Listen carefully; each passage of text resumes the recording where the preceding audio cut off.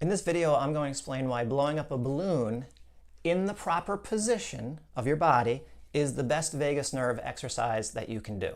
There are a lot of videos out there teaching you to stimulate your vagus nerve. And the reason that this is a popular thing is because the vagus nerve is the major conduit into the parasympathetic nervous system, which is the more rest and digest state. Now, I'm going to demonstrate how to blow up the balloon in a proper position at the end of the video. So in order to blow up the balloon, what you're going to do is put yourself in the position that will enable you to open up this right side, this right chest wall, in the same way that we were talking about in the video. So that's why this technique actually exists in postural restoration. So you want to sit in a chair that's not too high.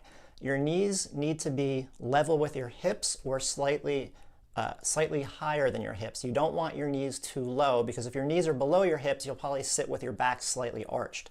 And we want your back to be rounded. I have my arm on a table. You could, if your chair has an armrest, you could just use the armrest, but mine doesn't, so I'm putting my arm on a table and then I'm elevating it slightly. And the reason I'm doing this is because it helps lift up my right shoulder and my right scapula. We're sitting like this, we're living like this, we need the right side to rise up. So what I'm doing is I'm helping support my shoulder and my scapula to help get air underneath that right side while I'm blowing up the balloon.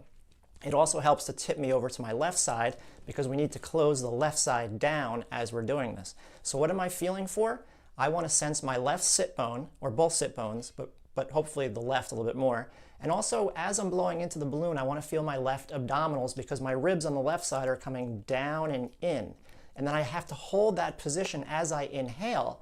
And if I can do that, air will have to flow into the right side because we're closing the left side. So the air is flowing into the right side to open up the right side of that rib cage and lift the right shoulder. Now the key to this is your tongue. After you blow into the balloon, you're going to pause for 5 seconds, and to prevent the air from going back into your mouth, you're going to put your tongue to the roof of your mouth, right behind your front teeth. Not touching the front teeth, but right behind the front teeth. Your tongue is up against the roof of your mouth, and that will prevent the air from going back into your mouth. You don't want to have to squeeze the balloon, and you don't want to have to bite down on the balloon to prevent the air from going back in. You want to use your tongue, because that would be proper tongue position with ribs on the left side that are down, and now you have a diaphragm that can be used with proper tongue position, and as air is flowing into the right side of your rib cage. So we're integrating all of these various components. So this is what it looks like.